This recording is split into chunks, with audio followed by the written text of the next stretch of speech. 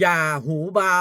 อย่าเชื่อเพียงเพราะใครๆก็เชื่อปฐมธรรมพุทธวจนะคำสอนจากพระโอษฐ์พระพุทธเจ้าทำไมเราไม่ควรรีบเชื่อเพียงเพราะคนอื่นพูดต่อๆกันมา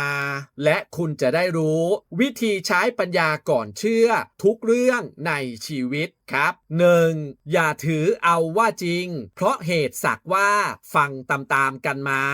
2. อย่าถือเอาว่าจริงเพราะเหตุสักว่ากระทำตามๆกันมา 3. อย่าถือเอาว่าจริงเพราะเหตุสักว่าเล่าลือกันอยู่ 4. อย่าถือเอาว่าจริงเพราะเหตุสักว่ามีที่อ้างในปิฎก 5. อย่าถือเอาว่าจริงเพราะเหตุสักว่าการใช้เหตุผลทางตรรกะคาดคะเน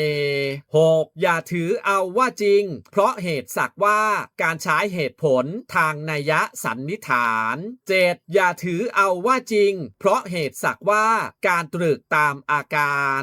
8. อย่าถือเอาว่าจริงเพราะเหตุสักว่าทนต่อการเพ่งแห่งทิฏฐิ 9. อย่าถือเอาว่าจริงเพราะเหตุสักว่าฟังดูน่าเชื่อ 10. อย่าถือเอาว่าจริงเพราะเหตุสักว่าสมณะผู้พูดเป็นครูของตนสรุปแบบเข้าใจง่ายนะครับพระพุทธเจ้าตรัสสอนว่า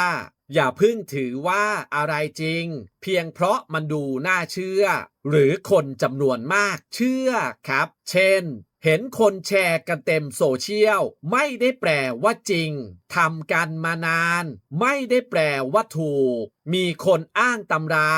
ไม่ได้แปลว่าเข้าใจถูกฟังเหตุผลดีมากก็ยังอาจผิดได้คนพูดเป็นคนที่เราเคารพก็ยังตรวจสอบได้เพราะความจริงไม่ได้วัดจากคนจำนวนมากเชื่อนะครับแต่วัดจากการพิจารณาเห็นแล้วว่าสิ่งนั้นทำให้เกิดประโยชน์ไหมทำแล้วเบียดเบียนตัวเองหรือคนอื่นไหม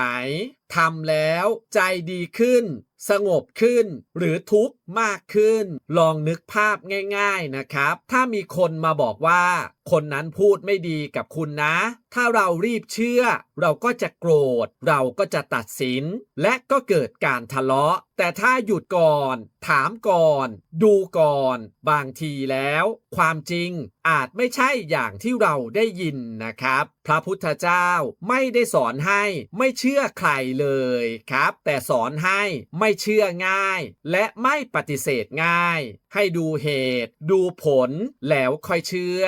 สรุปสั้นๆก็คืออย่าให้หูนำใจครับแต่ให้ปัญญาช่วยเป็นคนตัดสินใจก่อนเชื่อทุกครั้งแถมอีกหนึ่งพระสูตรสั้นครับเข้าใจธรรมเพียงบทเดียวก็เพียงพอ